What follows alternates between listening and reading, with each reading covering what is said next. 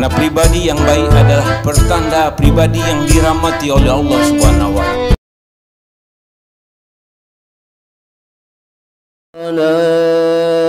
Malaikatahu yusalluna 'alan nabi. Ya. Assalamualaikum warahmatullahi wabarakatuh.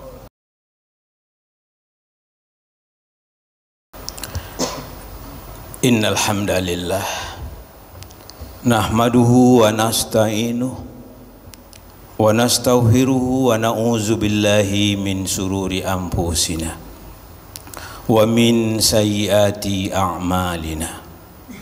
May yahdihillahu fala mudhillalah wa may yudlilhu fala hadiyalah.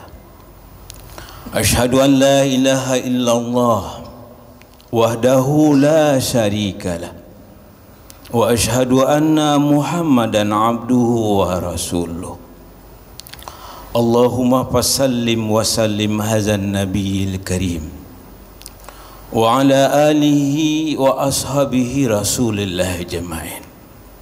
Amma ba'du, fa ya ibadallah, usikum wa nafsi bitaqwallah, faqad fazal muttaqun. Ya ayyuhallazina amanu taqullaha wa qulu qawlan sadida yuslih lakum a'malakum wa yaghfir lakum dzunubakum wa may yuti'illaha wa rasulahu faqad faza fawzan azima. Faqala Allah ta'ala fil Qur'anil Karim, a'udzu billahi minasy syaithanir rajim. Wal yakhshal ladzi law taraku min khalfihim dzurriyyatan dhi'afa khafu 'alaihim falyattaqullah wal yaqulu qawlan sadida. Hadirin sidang Jumat yang berbahagia, segala puji bagi Allah. Kita memujinya karena memang Allah lah zat yang patut kita puji. Dengan rahmat dan kasih sayangnya Allah takdirkan kita hadir bersama-sama di majlis yang mulia ini. Kita minta tolong kepadanya karena dialah zat yang satu-satunya bisa menolong kita, baik dalam kehidupan dunia maupun kehidupan akhirat. Kita memohon ampun kepadanya atas segala dosa dan kesalahan kita, karena di Allah lah zat yang hanya mampu, yang bisa memaafkan atas dosa dan kesalahan kita. Betapa ruginya kita hidup di dunia ketika kita bermunajat kepada Allah Subhanahu wa Ta'ala, memohon ampun dan atas dosa dan kesalahan kita, lalu Allah tidak mengampuni dosa dan kesalahan kita. Kita berlindung kepada Allah dari kejelekan diri kita, dari sikap pribadi kita yang tidak baik. Karena pribadi yang baik adalah pertanda pribadi yang dirahmati oleh Allah Subhanahu wa Ta'ala. Oleh sebab itu sewajarnya setiap hamba meminta kepada Allah agar dianugerahi akhlak yang baik. Kita memohon juga kepada Allah atas kesalahan-kesalahan kita dalam beramal. Betapa banyak kita beramal hari ini, besok kita tinggalkan karena ada amalan yang jelas-jelas nasnya, yang sahih riwayatnya, yang patut kita amalkan. Salawat dan salam semoga tercurah kepada junjungan kita Rasulullah sallallahu alaihi wasallam, Nabi yang telah diutus oleh Allah untuk kita teladani dari seluruh sisi kehidupan.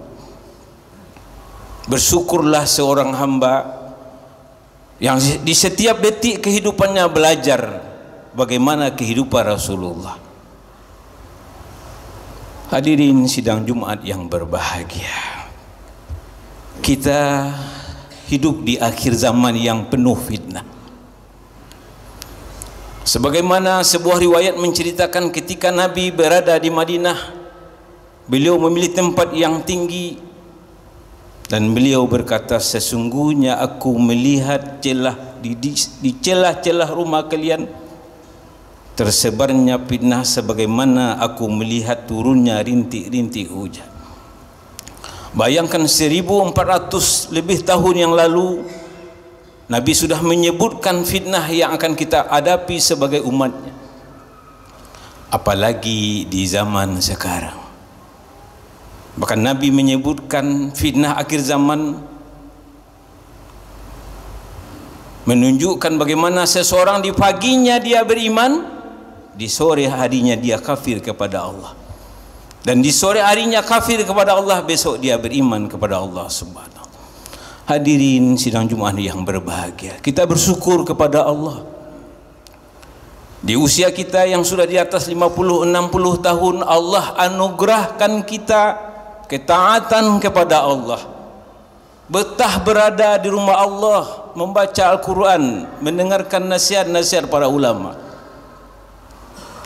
Tapi bagaimana dengan generasi kita berikutnya? Bisakah anak-anak kita, keturunan-keturunan kita mempunyai akidah yang benar? Bisakah imannya sekuat iman kita? Oleh sebab itu, izinkanlah khatib mengajak diri khatib dan hadirin semua untuk melihat tentang nasihat Allah yang sangat sayang kepada orang-orang yang beriman.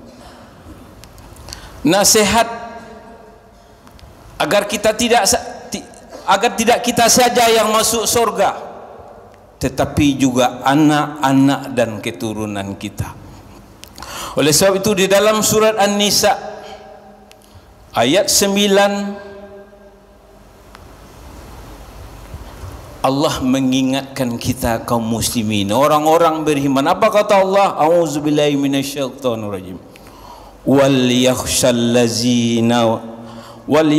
ladzina law taraku min khalfihim zurriyatan di'afa khafu 'alaihim falyattaqullah wal yaqulu qawlan sadida.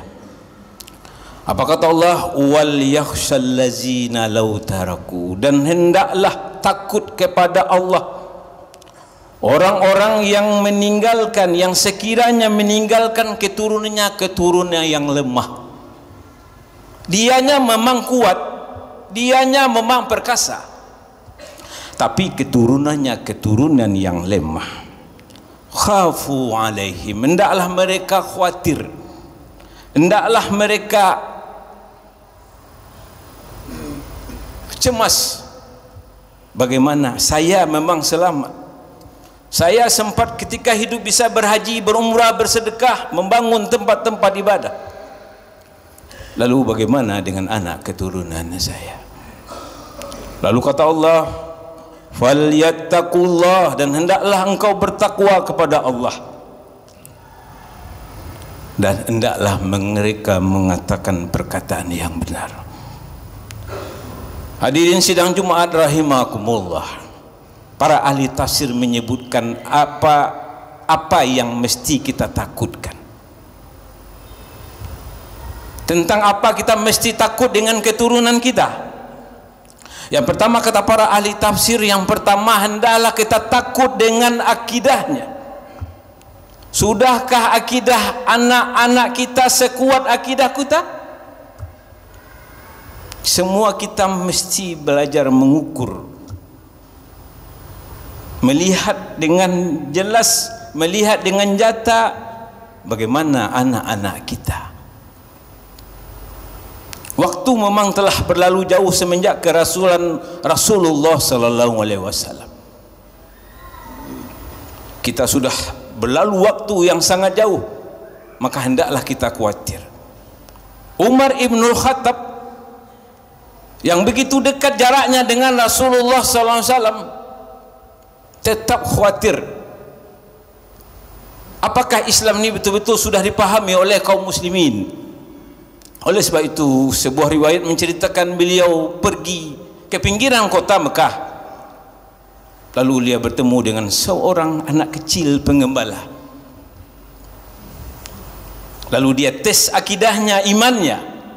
Dia bertanya, wahai anak pengembala, bolehkah aku beli seekor dombamu? Kata anak tadi, wahai Tuhan, aku hanya seorang pengembala. Domba yang banyak ini adalah milik tuanku.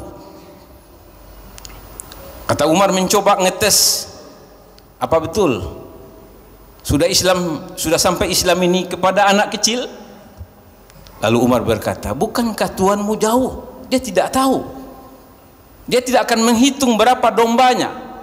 Dia sudah percayakan kepada engkau. Kau jual satu, tidak ada yang akan tahu. Apa kata jawaban di sana? Wahai Tuan, Tuan saya memang tidak tahu kalau satu domba saya jual, tapi Tuhannya Tuan saya tidak bisa saya bohongi. Umar takjub, dipeluknya anak itu dengan tetesan air mata, menunjukkan Islam telah sampai kepada anak yang kecil. Hadirin sidang Jumat yang berbahagia. Lalu kata para ahli tafsir, yang hendak kita takut yang kedua adalah tentang keimanannya. Akidahnya memang sudah kita tanamkan, sebagaimana kita ditanamkan oleh orang tua kita dahulu, tapi bagaimana dengan keimanannya? Keimanan kita zaman sekarang, keimanan yang sudah sangat lemah. Kalau kita tidak pupuk, lihat bagaimana Umar melihat keimanan umatnya, keimanan orang-orang di bawahan rakyatnya. Suatu hari Umar berkeliling. Umar sangat suka berkeliling malam melihat keadaan daripada kaum muslimin. Di balik dinding sebuah rumah dia mendengar percakapan seorang ibu dengan anaknya. Apa kata ibu kepada anaknya? Wahai anakku, ambilkan air biar susunya menjadi banyak. Rupanya si ibu ini penjual susu. Dia ingin susu yang 1 liter menjadi 1/4 liter atau 1,5 liter. Apa kata penjawaban anak perempuannya? Wahai ibu, bukankah Umar Ibnul Khattab sudah berpesan, jangan sekali-kali mencampur mencampur susu dengan air. Umar takjub.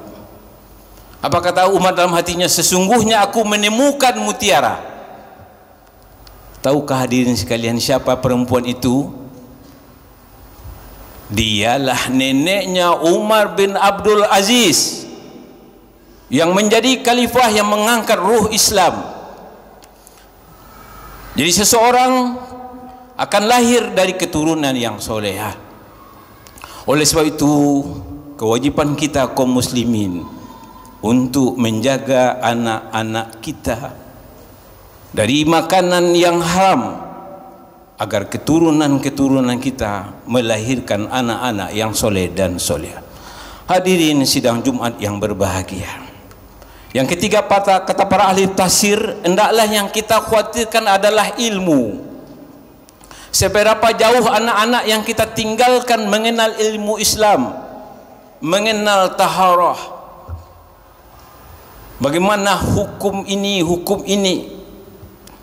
Kalaulah iman anak-anak kita sekuat generasi terdahulu, mungkin kita bisa sedikit lega. Tapi jujur atau tidak jujur, kita akui di zaman yang fitnah ini kita menghadapi berbagai tantangan yang semuanya menggerogoti iman anak kita.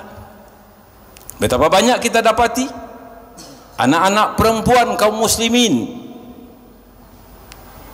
yang berganti busananya karena mengharapkan kerja, memakai pakaian yang melanggar syariat karena menginginkan gaji. Dan ini menjadi tanggung jawab kita. Kita para orang tua akan diminta pertanggungjawabannya oleh Allah Subhanahu wa taala. Kullukum ra'in wa kullukum mas'ulun an ra'iyah. Setiap kamu adalah pemimpin, dan setiap pemimpin akan ditanya oleh Allah pertanggungjawabannya nanti di akhirat. Dan yang keempat, hendaklah kita khawatir tentang mal, tentang harta, tentang kehidupan ekonominya. Jangan kita biarkan anak kita mencari uang seenak. Betapa sedih kita kaum muslimin, anak-anak kita di negerinya sendiri menjadi pengemis, memegang sebuah gitar mencari uang dari pintu ke pintu. Bukankah Islam mengatakan al-yadul ulya khair al-yadul sulya? Bukankah tangan di atas lebih baik dari tangan di bawah? Oleh sebab itu hadirin yang berbahagia, mari kita bersama-sama mulai hari ini memperhatikan keempat hal ini, agar jangan sampai generasi kita setelah sepeninggal kita menjadi generasi yang lemah. Lemah akidah, lemah iman, lemah ilmu, dan lemah malnya, lemah hartanya. Dia jadi pesuruh orang, dia nggak bisa sholat tepat waktu karena dia jadi anak buah orang, jadi karyawan orang yang diatur tidurnya, yang diatur istirahat. Dan itu jugalah yang dikhawatirkan oleh Nabi Yakub jauh sebelum Rasulullah sallallahu alaihi wasallam, yang dinukilkan oleh Allah di dalam surah Al-Baqarah ayat 133. Apa kata Allah? A'udzubillahi minasyaitonirrajim. Am kuntum suhada iz hadara Yaqubal maut.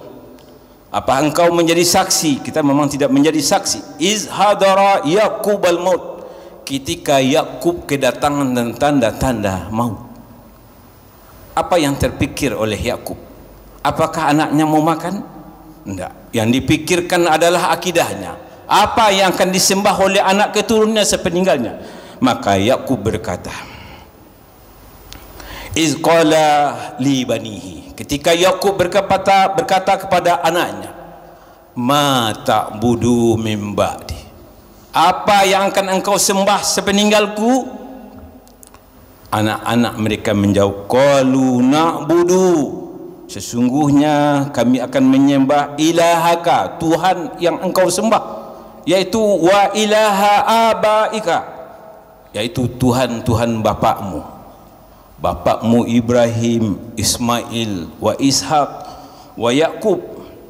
Semuanya kami tidak pernah beralih dari Tuhan yang satu, Tuhan yang telah engkau menyembahnya. Wa nahnu lahu muslimun, dan persaksikanlah bahwa kami ini anak-anak engkau wahai ayahku adalah orang-orang muslimin. Barangkali ini yang bisa kami sampaikan pada kesempatan ini. Terima kasih atas perhatian, mohon maaf atas segala kekurangan. Barakallahu li wa lakum fil Qur'anil azim, wa nafa'ani wa iyyakum bima fihi minal ayati wa zikril hakim, wa taqabbala minna wa minkum tilawatahu innahu huwas samiul alim. Allahumma salli wa sallim wa zid wa an'im wa tawaddal wa barik bi jalalika wa kamalika ala zaini ibadik wa asrafi ibadik syairil arabi wal azam wa imami taibata wal haram sayyidina wa maulana Muhammadin wa ala alihi wa sahbihi wa sallim. Wa radiyallahu tabaraka wa ta'ala an kulli sahabati rasulillahi ajma'in.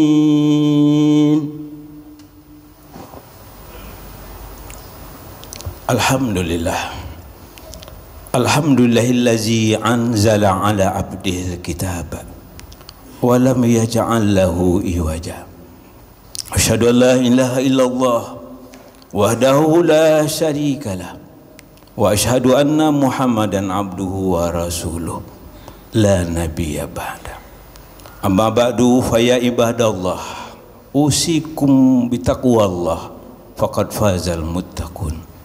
Faqala Allah Ta'ala fil Qur'anil Karim, a'udzu billahi minasyaitonir rajim, bismillahirrahmanirrahim, wal asr innal insana lafi khusr illal ladzina amanu wa 'amilus shalihat wa tawassau bil haqq wa tawassau bis sabr.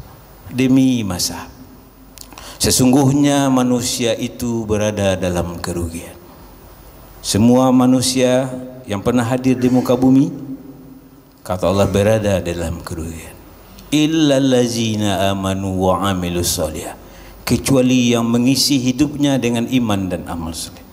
Wa tawasau bil haq wa tawasau bis sabr, dan saling berwasiat di atas kebenaran dan saling berwasiat di atas kesabaran.